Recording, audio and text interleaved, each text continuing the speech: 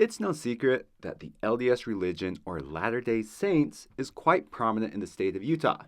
There are certain stigmas and assumptions about people who belong to the LDS Church, both positive and negative. The Book of Mormon? What's that? And if you have never been to Utah, or you question whether living in a state with such religious influence would fit you and your family, well, I'm going to try and answer a lot of those questions in this video. As a real estate agent here in northern Utah, I help people relocate from all over the world here to Utah, and one of the most common questions I get is, what is it like not being Mormon and living in Utah? So let's go ahead and try to address this complex question. So let's just start off talking about how much of Utah's population actually is LDS.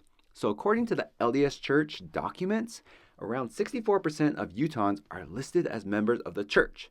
But there was a study done in the past few years that actually showed that only around 40% of Utahns identify as LDS. Now, as a lifelong resident of Utah with family and friends, both who are and are not LDS, I do hear talks about people who have left the church or say they are not active in the church anymore. There are even news articles that talk about the millennials and Gen Zers who are leaving the church at higher rates than prior generations.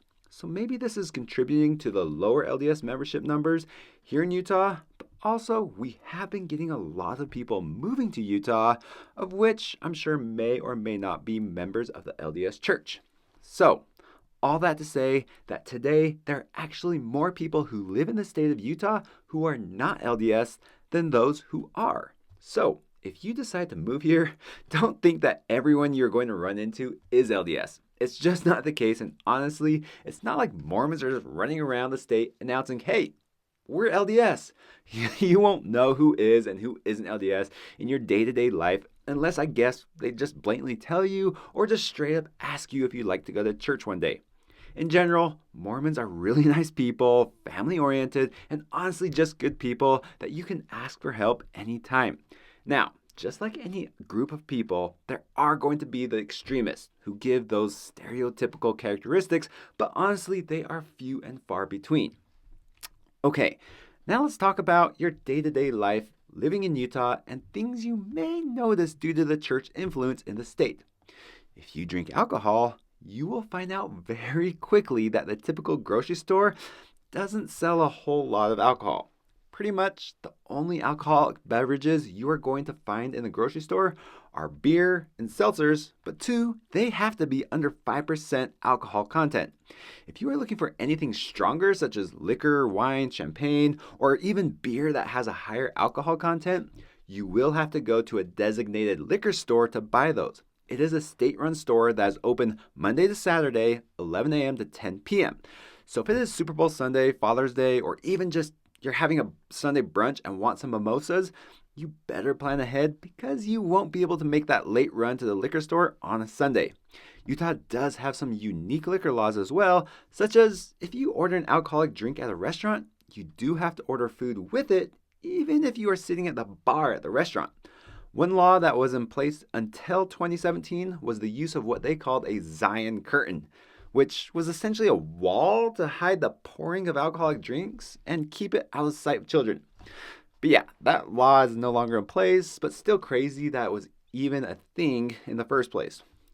I will link an article in the description of various facts about liquor laws in Utah where you can read more. All right, another thing you may notice when living in Utah is just a lot of stores and restaurants are closed on Sundays. Now, most of the big name stores and restaurants are still open, so I actually find shopping and going out and doing things on a Sunday to be more convenient because the stores are just less busy and just traffic overall is less on Sundays, making it easier to get around. But again, always check to see if the place you are going is going to be open if you plan to go on a Sunday. And the last thing you may notice in your day-to-day life while living in Utah is just the sheer number of churches and temples that are around.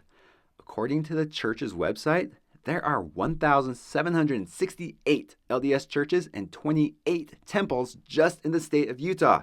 Different cities will have varying numbers of churches, like Layton has 35, Salt Lake City has 109, and a smaller town like Moab has 2.